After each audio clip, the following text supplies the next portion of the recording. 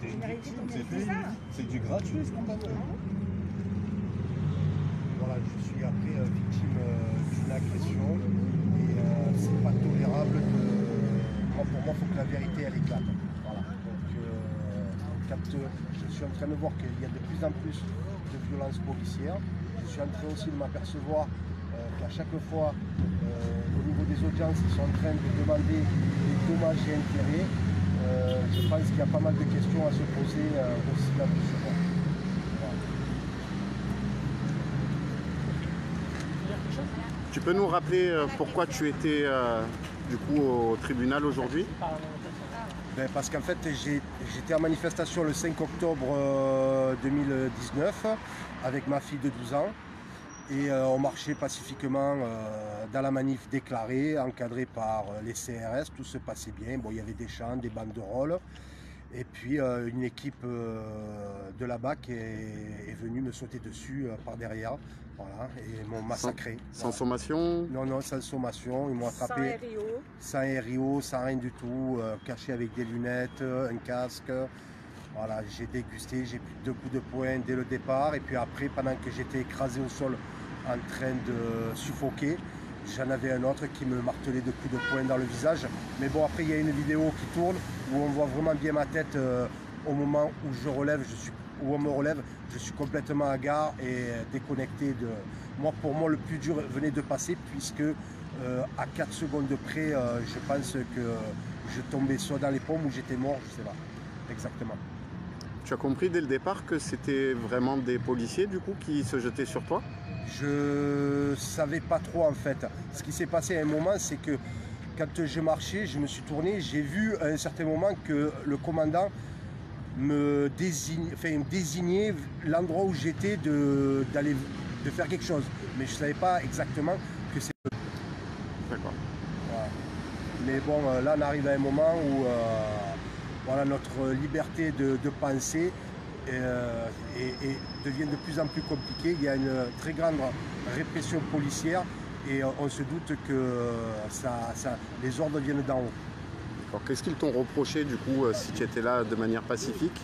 Qu'est-ce qu'ils t'ont dit? Alors au début ils m'ont reproché entrave à la circulation, sauf que l'entrave elle n'était pas valable, le procureur l'a enlevée.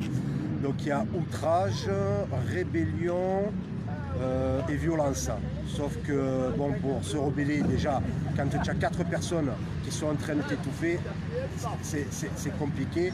Et puis dans une vidéo qui est sur les réseaux sociaux où on parle de violence, en fait on voit rien, il n'y a rien du tout en fait. C'est plutôt eux qui ont été très violents, c'est eux qui m'ont agressé et ils ont tenu des propos qui ont été enregistrés où ils m'insultent de grosses merdes, de raclures, et ça s'entend. Il y a même des passants qui sont à côté qui disent, qui sont outrés de ce que la police dit, quoi. Donc voilà, ça va sortir de toute façon tout ça. On va faire un petit medley et puis bon, après maintenant je passe en comparution du coup c'est le 10 janvier à 14 h.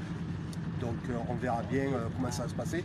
Mais de toute façon, nous on demandera la relax, ça c'est sûr et certain. Et je lâcherai rien tant que mon honneur ne sera pas blanchi et, voilà, et restauré. Voilà, et puis aussi, oui, j'ai saisi l'IGPN et on va se faire une saisine auprès des droits de l'homme. D'accord. Voilà. Super. Voilà, parce que c'est pas normal qu'il y ait... Voilà, que toutes ces personnes, alors c'est pas que moi, mais on voit sur des tas de vidéos des personnes qui sont violentées, qui sont matraquées, gazées, éborgnées. C'est bon quoi, c'est mutilées aussi, parce qu'il y en a eu des mutilés.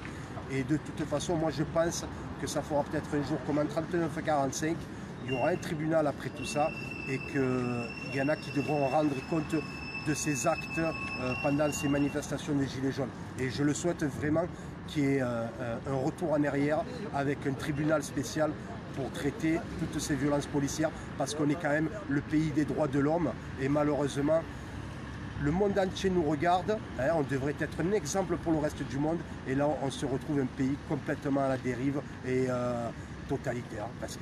Voilà. Super. Voilà.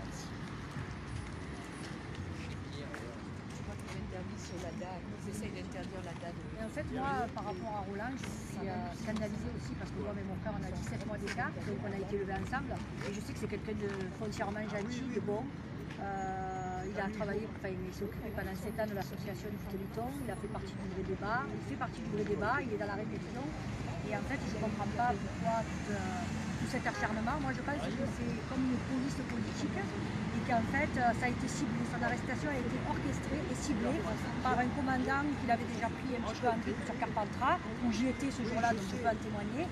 Et en fait, il avait revu une autre fois sur une manifestation à Avignon, et jamais 203. La troisième qu'il a revue, il a pointé du doigt, il a envoyé son équipe et ils l'ont massacré. Voilà. Moi, je suis outrée aussi par une chose, deux choses qui m'ont interpellée pendant le tribunal, parce que j'écoute tout.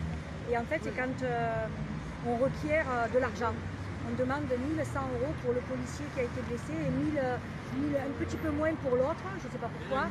Mais en fait, la question qui me vient, c'est je me dis, mais si ces policiers, ils savent qu'ils peuvent toucher de l'argent, alors dans ma tête, c'est va casser du manifestant et tu auras une prime. Enfin, je veux dire, c'est ça, moi, qui m'a interpellée, parce que les gens qui veulent avoir de l'argent, alors, ils vont faire ça, et du coup, ils savent qu'ils peuvent demander des dommages et intérêts.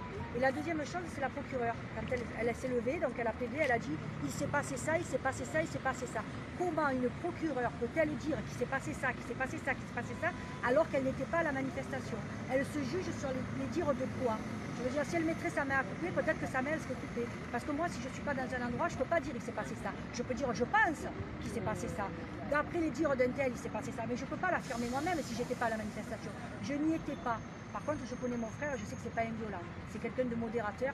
Et je sais très bien que tous les faits qui nous sont reprochés, ils sont faux. Et ce n'est pas une gniotte. S'il dit qu'il a failli mourir, c'est que vraiment, il s'est senti mourir. Voilà. Donc j'espère que... Et les plaintes IGPN, c'est ça aussi le drame. C'est qu'elles sont toutes classées sans suite parce qu'il apporte plainte à l'IGPN. Donc en fait, ça voudrait dire qu'il n'y a que des gentils policiers et des méchants gilets jaunes. Non, c'est pas ça. Il y a des méchants et des gentils de partout. Certes, il peut y avoir des débordements, mais les débordements, ils viennent de la police. Parce que les manifestations qui étaient déclarées, même s'il y a des chants, même s'il y a des... Je veux dire, elles se passaient tranquillement jusqu'à l'arrivée de la BAC. La BAC, c'est les plus hargneux, quoi. Je veux dire, ils ne vous ménagent pas, ils vous attrapent, ils vous fracassent. Et ça, c'est pas tolérable. Voilà, ça, c'est pas tolérable. Donc j'espère qu'il va être relaxé. De toute façon, je sais que même si ce n'est pas le cas, il fera appel et toute sa vie, il se battra pour faire reconnaître cette injustice. Voilà. Et j'espère qu'il y aura d'autres témoignages parce qu'on le voit que les gens, ils saisissent les JPN et que les JPN, eh ben, c'est classé sans suite. Après, c'est comme si vous demandiez à Monsanto de faire une enquête sur le glyphosate, quoi. Je veux dire, après, voilà, la police avec la police, enfin, ils se soutiennent, c'est comme l'autre, ma jambe droite, ma jambe gauche, ils ne savaient plus. Voilà. Ils ont presque fait croire que c'était le médecin qui s'était trompé. Du coup, il a retiré sa plainte, il n'y avait plus qu'une plainte. Enfin, il y a beaucoup d'incohérences, Mais de toute façon, il a été ciblé. Et moi, je connais le monsieur qui l'a ciblé parce que je l'ai vu à Carpentras lors de la destruction de la cabane. Il lui a saisi le bras, je l'ai vu. Et il nous avait interdit de filmer. Donc on avait arrêté de filmer, sauf qu'il n'est pas interdit de filmer. Voilà.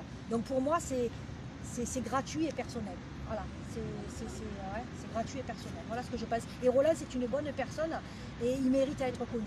Voilà, c'est ce que je ressens. Je suis sa sœur, comme je le répète tout le temps. C'est mon meilleur ami, c'est mon frère, c'est tout. Voilà. Et comme un policier, il m'a dit, mais peut-être que votre frère, il vous déteste. Et je lui ai répondu, mon frère, regardez, il est sur mon bras, mon frère, avec mon père, ma mère et mon frère. Voilà, c'est tout ce que j'avais à dire. Quelqu'un d'autre qui nous... Essaye d'être bref parce que ça va faire long la vidéo. Bref, ouais. Non, moi, ça va. Mais en fait, ce qui s'est joué aujourd'hui, c'est pas le procès de Roland et de Daniel, c'est le procès du gouvernement Macron. De Macron, Philippe, Castaner, Belloubet, Buzyn. C'est eux qu'on juge. Aujourd'hui, on leur donne le droit de ne pas répondre aux revendications des Gilets jaunes. Or, on les dédouane de leur responsabilité. Et on consent à ce que les policiers, face à de la répression à tout va, sans aucun scrupule, sans aucune conscience et morale. Et en fait, voilà, on leur dit, allez-y, défoulez-vous sur les Gilets jaunes. C'est tout. C'est bon. Voilà. Hop. Moi, je voudrais rappeler les... Attends. Quand je te dis top, tu attends 2 secondes et tu pars. Comme on n'a pas beaucoup de temps, je vais écourter et rappeler nos revendications. Maintien des services publics. On parle de fermeture de Fort-Calquier, des services d'urgence, qui est organisée par Madame Buzyn. Répartition des richesses. Égalité fiscale. Fin des privatisations. Une loi garantissant l'intégrité morale et juridique des élus. Un mandat unique et révocable des élus en cours de mandat. Un casier judiciaire vierge exigé pour nos élus.